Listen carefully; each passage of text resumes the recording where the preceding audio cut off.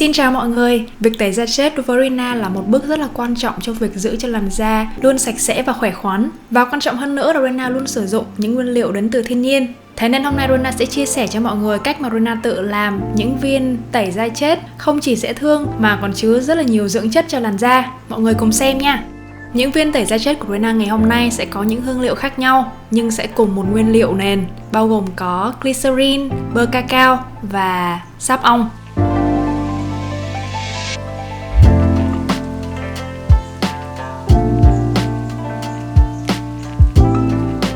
Bơ cacao của Rina có chứa cả dầu jojoba.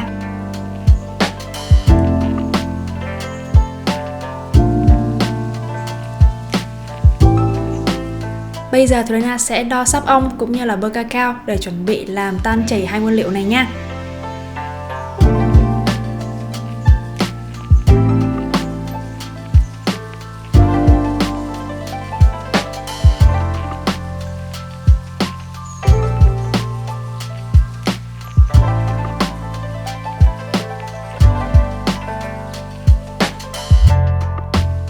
Bơ cacao đóng vai trò làm màng bảo vệ, giúp da trở nên mềm mại và giữ độ ẩm cho da. Và nó còn có mùi sô-cô-la cực kỳ hấp dẫn. Sáp ong chứa rất là nhiều vitamin A, giúp cho thúc đẩy quá trình hình thành collagen, cải thiện những vết dạn trên da cực kỳ hiệu quả.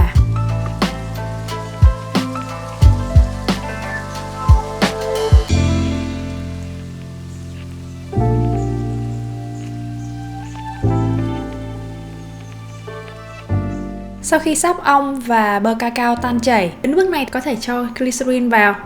Glycerin góp phần làm mềm và làm tăng độ ẩm cho làn da nhé mọi người.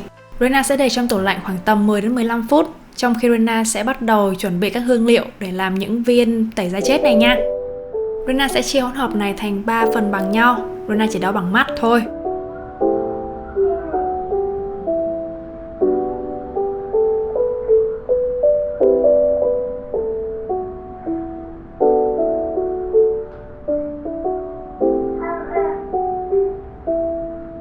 Bây giờ thì trộn các thứ lên thôi nào.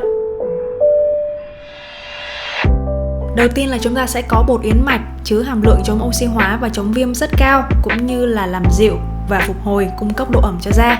Loại tẩy da chết này rất phù hợp cho bạn nào có da mỏng cũng như là da nhạy cảm và cực kỳ phù hợp để tẩy da chết cho khuôn mặt nhé.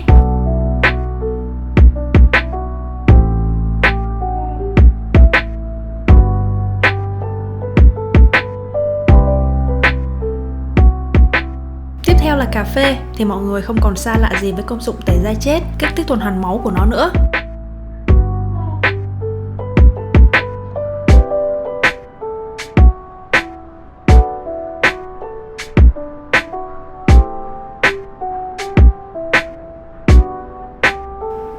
Tiếp theo Rina cho một muỗng đường thô vào.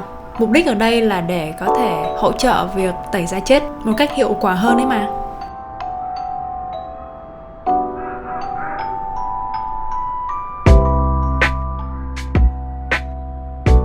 Rina sử dụng một chút xíu hương cà phê.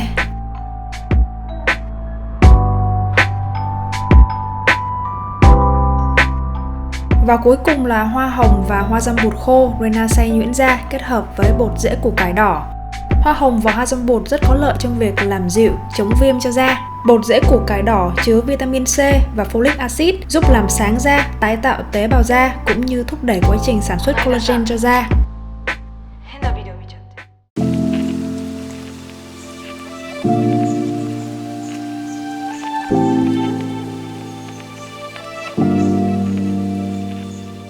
Tiếp tục cho một muỗng đường thô vào.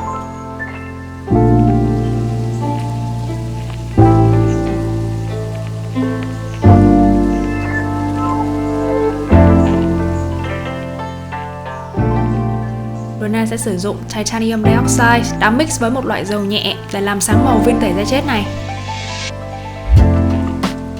Thế là xong, bây giờ thì Rina sẽ cho tất cả những hỗn hợp này ra khuôn thôi.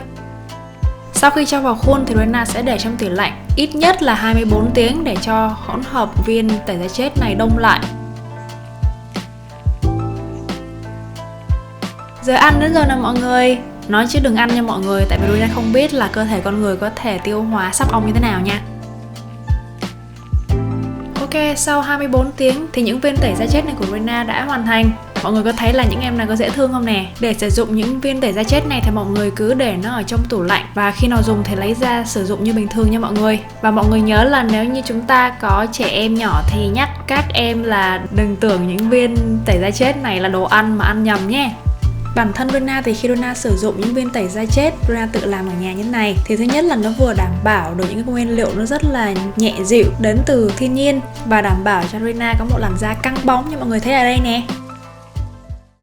Oh, listen, honey, if I told you about the way that I felt.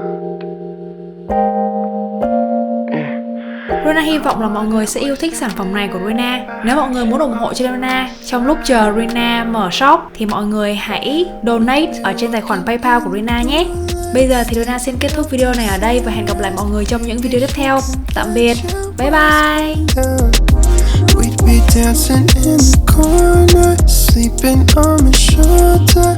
You can come and have it all with me if you want it, baby. If you got it bad like I got it bad for you.